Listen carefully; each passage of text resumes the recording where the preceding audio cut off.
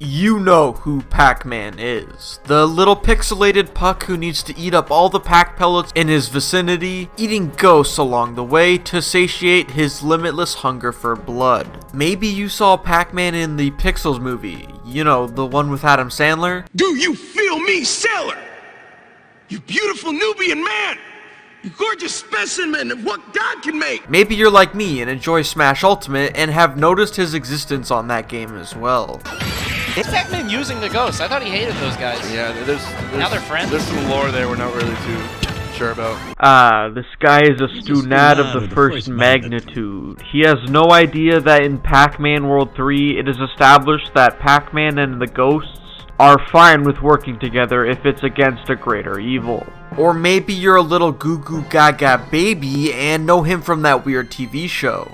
Pac! Are you okay? Not exactly.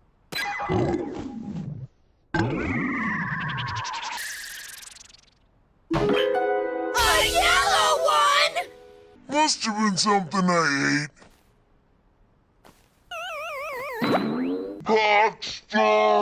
Listen, what I'm trying to get at is this wacka wacka mofo is pretty much everywhere, but at the same time kinda nowhere right now. Pac-Man is a gaming and pop culture icon, yet no one is really talking about him right now. But I had a little Pac-Man itch because of memories of me playing Pac-Man World 3 when I was very young. I didn't get past the first 3 levels because I was a stupid idiot head or something, but I came back with a mission to beat the game and do the best I could to understand its gameplay and story. Pac-Man World 3 starts out very strong, yet very weak at the same time, mirroring Pac-Man's aforementioned strange stance in modern popularity. The game starts out with an animated cutscene, and don't get me wrong, I love a little bit of pointless world building before my Pac-Man platforming experience, but seeing baby Pac-Man is a little too much for me. This dude just stares off into the infinite abyss. God only knows what's going on in this little bastard's head. Probably something horrible like evil Mario quotes.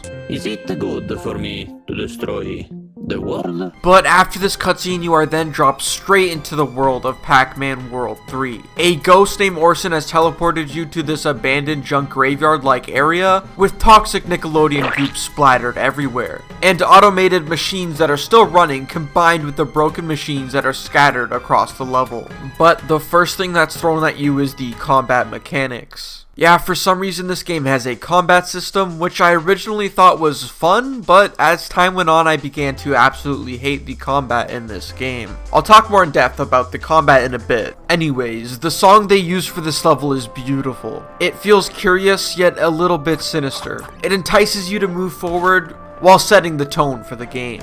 This game has some giant ass broken down robots that you can activate, and they're really cool to look at, making you wonder about the history of this place. Maybe it used to be a nuclear power plant that was being built by these giant robots before an accident happened. Whoa! Holy shit! Moving through the level, you learn more about why you're here. To stop an evildoer named Irwin. Irwin is this bogo's binted looking dude who is just pure evil. He vows to commit mass destruction, close all chocolate factories, and ban all kittens. Mass destruction, the closure of all chocolate factories, and the banning of kittens, perhaps. That's just phase 1. Irwin has surely taken it too far now. This is only a part of the reason Pac-Man is trying to take down Irwin. Orson, the guy who teleported you, explains that Irwin is siphoning the spectral realm, leading to ghosts and ghoulies coming out from portals and attacking Pac-Man. It is your main goal to take out these siphons created by Irwin at various locations. All of these locations feel super fitted to Pac-Man's moveset, and the platforming segments of this game were tons of fun, with exploration being just as good. After progressing to the second level, you're introduced to your first power-up, the Slither EO Orb. This power allows you to trace the ground you walk on, and if you make a circle, a big explosion happens. There are a few power-ups in Pac World 3, like the lightning one that turns you into Darth Sidious.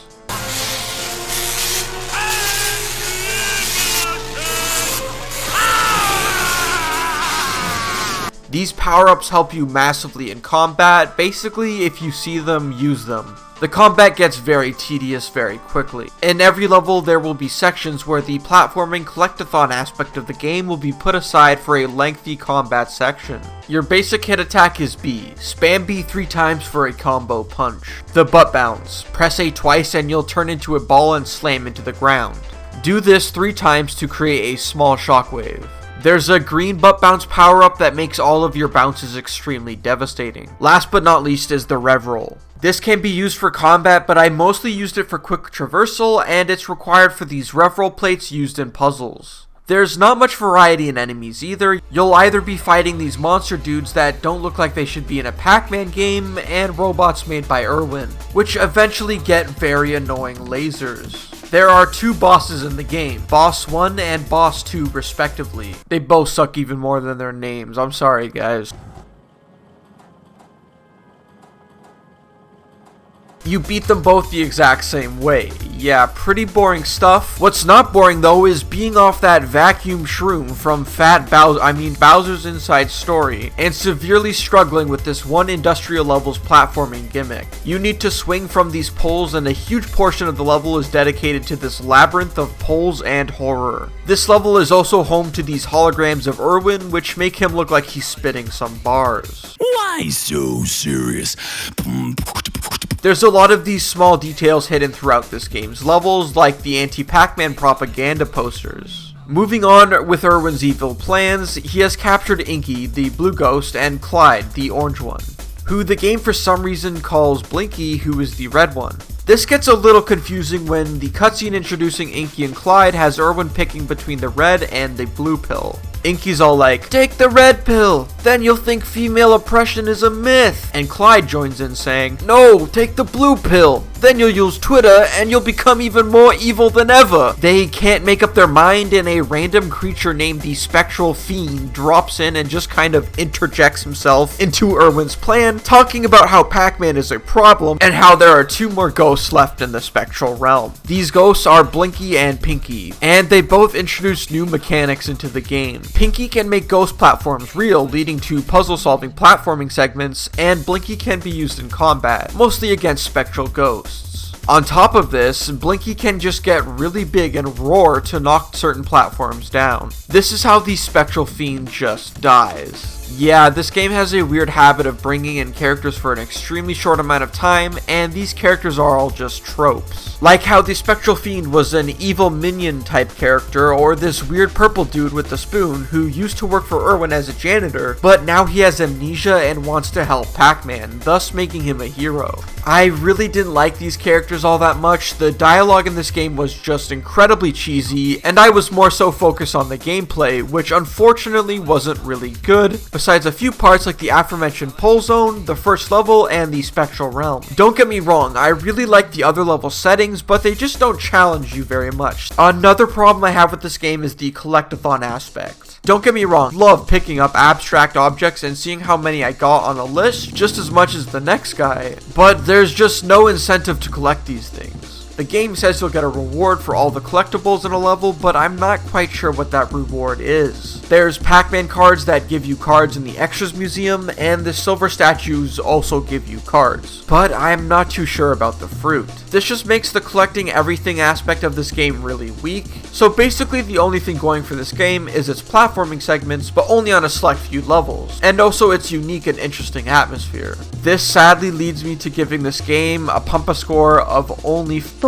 out of 10. I finished Pac-Man World 3 with around 1.1 million Pac points. How many did you have? Don't have any? You expect me to believe that, maggot? Thank you for watching, and as always, have a good day.